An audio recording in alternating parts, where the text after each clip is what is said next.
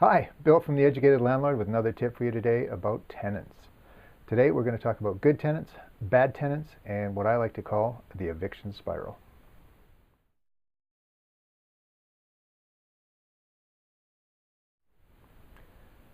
So let's start with good tenants.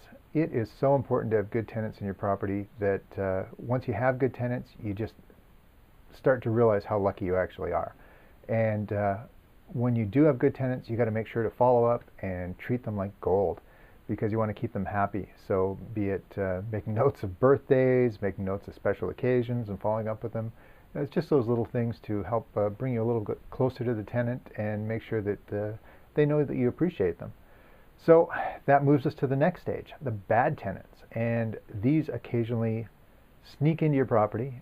You think you might have good tenants or okay tenants, and it kind of evolves into a bad tenant scenario. And much like you have to treat good tenants great, you have to make sure that you jump on bad tenants and either solve the problem right away or solve the tenant and get them out of your property because it's just going to become a bigger and bigger headache for you. Which leads me to the eviction spiral that I referred to. So what I refer to with the eviction spiral is the situation where you have a bad tenant, and typically this involves a tenant who doesn't pay rent. And for some reason, we feel bad for the tenant, which is pretty normal. And this evolves into maybe a month and a half or 2 months where suddenly they're behind on the rent. And we should have jumped on something right away, but we learned initially that you got to trust some people and be a little bit nicer, which does kind of fade over time.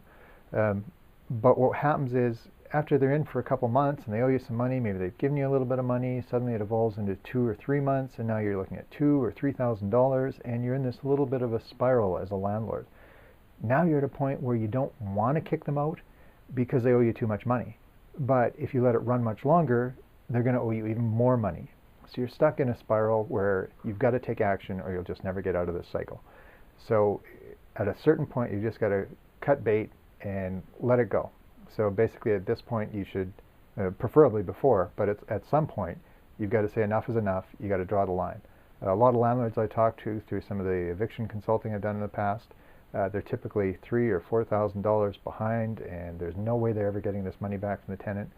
So my advice is to make sure it never gets to that point, which you'll learn as if you've been a landlord for a while.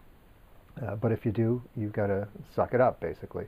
Get rid of the tenant and move on and probably accept that loss because you probably won't see that money.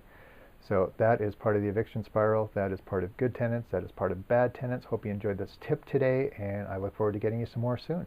Remember to leave us some comments and let us know what you think of these, and be sure to visit the website at www.theeducatedlandlord.com. Thanks, and have a great day.